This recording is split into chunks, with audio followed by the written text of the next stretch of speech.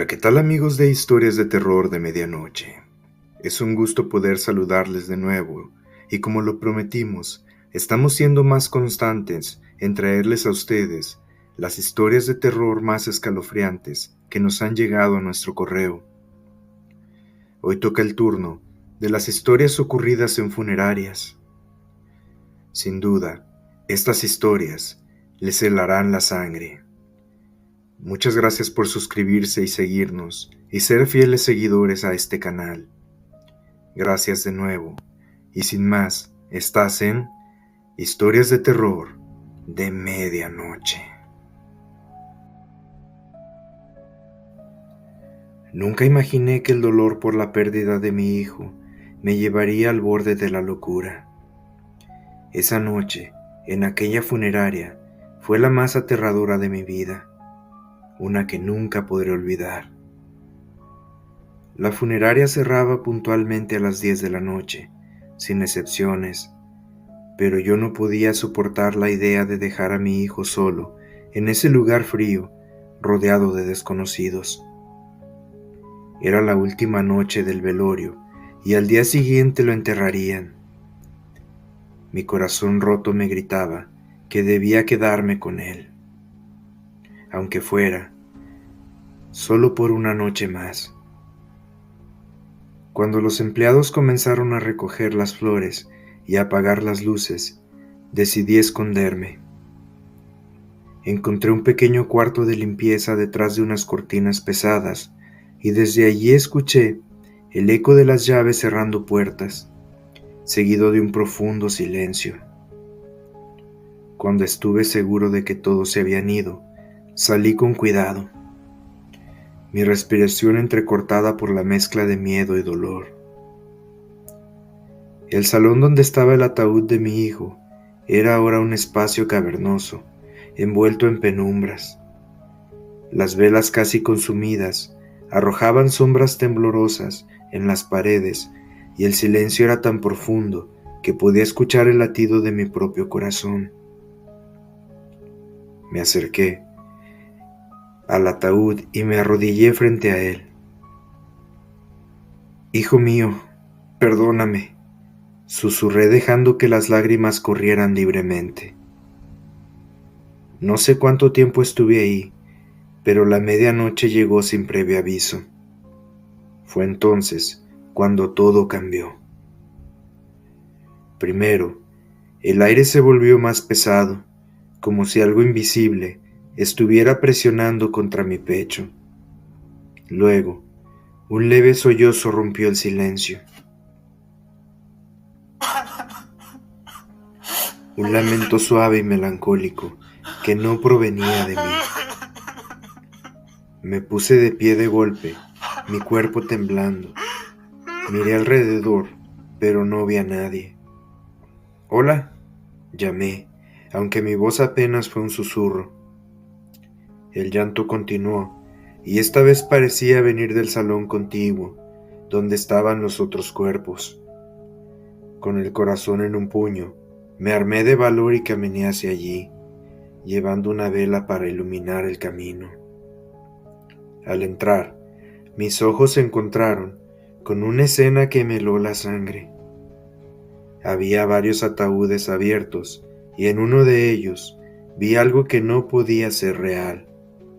Una figura translúcida, casi como una sombra con forma humana, estaba arrodillada junto al cuerpo de un hombre. Era su espíritu, llorando sobre su propio cadáver. «No, no estoy listo, no puedo irme», sollozaba, mientras se aferraba desesperadamente al ataúd.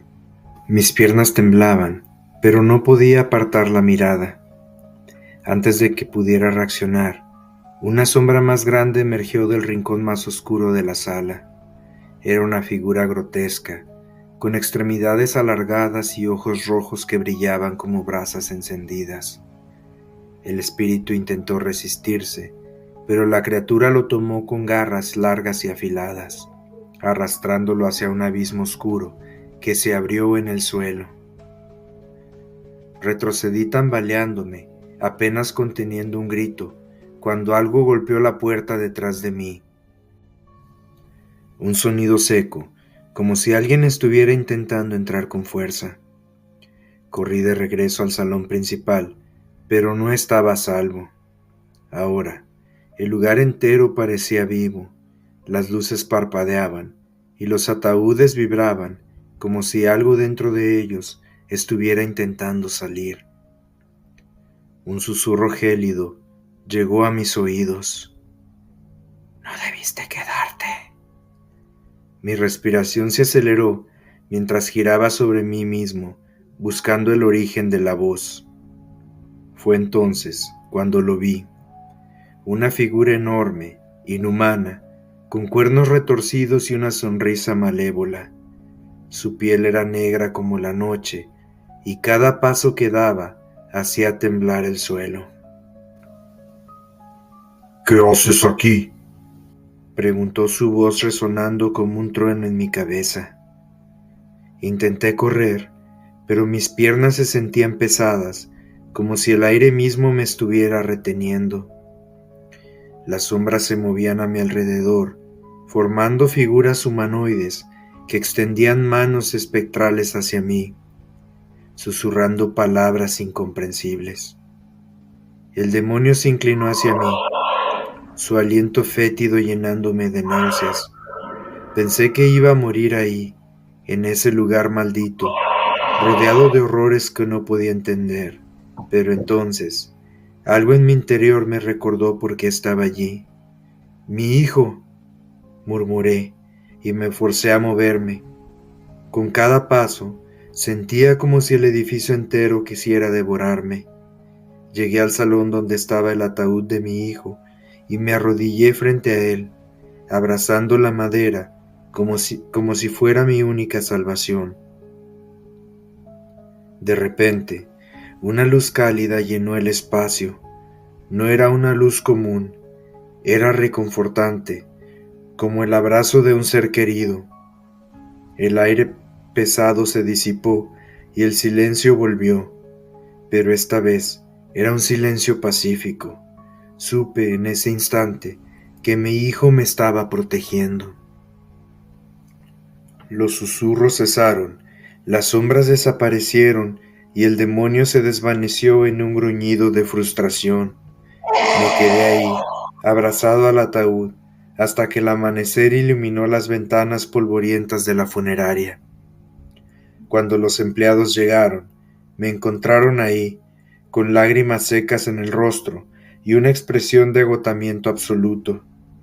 No les dije nada. ¿Cómo explicar lo que había visto?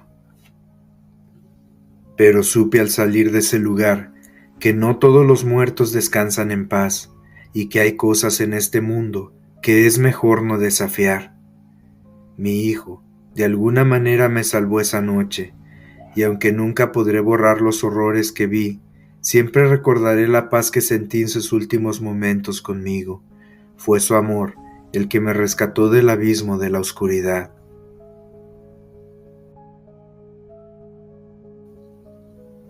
En una pequeña funeraria en un pueblo de Oaxaca, conocida por su estricta tradición de respeto hacia los muertos, llegó un día un cuerpo que inquietó a todos, el de María Sabina, una anciana solitaria a quien el pueblo señalaba como bruja. Había muerto de forma extraña. Dicen que con el cuerpo retorcido en una posición imposible y los ojos abiertos de par en par, como si hubiera visto algo que la aterrorizó hasta su último aliento. El director de la funeraria, don Artemio, un hombre pragmático y acostumbrado a lidiar con la muerte, no se dejó influenciar por las habladurías. Junto con su joven ayudante, Raúl, se preparó para embalsamar el cuerpo de la anciana. Eran las 9 de la noche cuando comenzaron, una hora poco habitual, pero el calor del día hacía imposible trabajar con los cadáveres sin que el ambiente se volviera insoportable. Cuando retiraron la sábana que cubría el cuerpo de María Sabina, ambos sintieron un escalofrío inexplicable. A pesar de estar muerta hacía casi 24 horas, su piel seguía tibia al tacto, algo que Artemio atribuyó al calor. Sin embargo, Raúl no pudo evitar notar que los ojos de la anciana parecían seguirlos, aunque estuvieran cerrados. «Concéntrate, muchacho», dijo don Artemio, mientras preparaba los instrumentos. «Es solo un cuerpo». Raúl asintió nervioso y comenzó a ayudarlo con el proceso. Sin embargo, apenas comenzaron a drenar el fluido de la anciana, las luces de la sala parpadearon. Artemio maldijo entre dientes, pensando que era un problema con el generador, pero Raúl estaba pálido. «Don Artemio, su mano se movió», dijo en un susurro señalando el cadáver. El director rodó los ojos. «Es normal, a veces los músculos reaccionan. Sigue trabajando». Raúl trató de obedecer, pero no podía quitar los ojos del rostro de María Sabina. Parecía que su expresión había cambiado, como si una leve sonrisa se hubiera formado en sus labios. Intentó ignorarlo, concentrándose en limpiar las herramientas, cuando escuchó un susurro. «Raúl». La voz era baja y áspera, como si alguien estuviera exhalando su nombre. El joven dejó caer el bisturí, que resonó en el silencio de la sala. ¿Escuchó eso, don Artemio?, preguntó temblando. «No seas tonto, nadie dijo nada». Sin embargo, en ese momento el generador falló por completo y la sala quedó sumida en una penumbra inquietante, iluminada solo por la tenue luz de una vela cercana. Fue entonces cuando el aire se tornó pesado, cargado con un olor extraño, una mezcla de flores podridas y tierra húmeda. De repente, el cuerpo de María Sabina se incorporó ligeramente en la mesa. Raúl gritó, pero don Artemio se quedó inmóvil, observando con incredulidad cómo los ojos de la anciana se abrían de golpe. «¿Qué hiciste con mi cuerpo?», gruñó María Sabina, su voz resonando como un eco en la sala. Raúl retrocedió tropezando con una mesa, mientras don Artemio murmuraba oraciones que había aprendido cuando niño. La anciana giró lentamente su cabeza hacia ellos, con una sonrisa torcida que revelaba dientes ennegrecidos. «No deberían haberme tocado», susurró, mientras las sombras de la sala parecían cobrar vida y moverse hacia ellos. Desesperado, don Artemio tomó un rosario que llevaba en el bolsillo y comenzó a rezar en voz alta. Las sombras se detuvieron y el cuerpo de la anciana comenzó a convulsionar violentamente antes de desplomarse de nuevo en la mesa. En ese momento, las luces volvieron y el aire se despejó como si nada hubiera ocurrido. Sin embargo, el cuerpo de María Sabina ya no era el mismo. Su piel estaba completamente negra, como si hubiera sido quemada desde el interior. Los instrumentos usados para embalsamarla estaban corroídos y en la mesa de metal quedaron grabadas palabras en náhuatl que don Artemio no pudo entender, pero que un anciano del pueblo tradujo días después. «Nunca profanen lo sagrado». Desde esa noche, don Artemio cerró la funeraria al anochecer y Raúl nunca volvió a poner un pie en ese lugar. El cuerpo de María Sabina fue enterrado rápidamente, sin ceremonia ni velas, en un rincón apartado del cementerio, pero los rumores persistieron. Algunos aseguraban que en las noches de luna llena se escuchaba su risa resonando entre las lápidas, burlándose de quienes osaron perturbar su descanso eterno.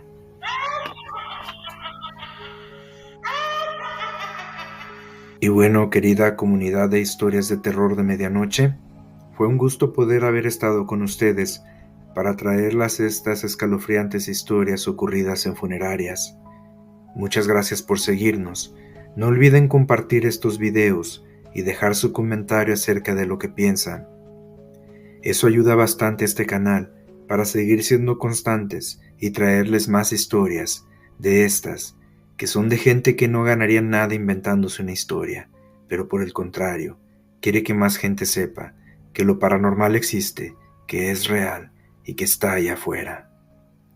Estuviste en Historias de Terror de Medianoche.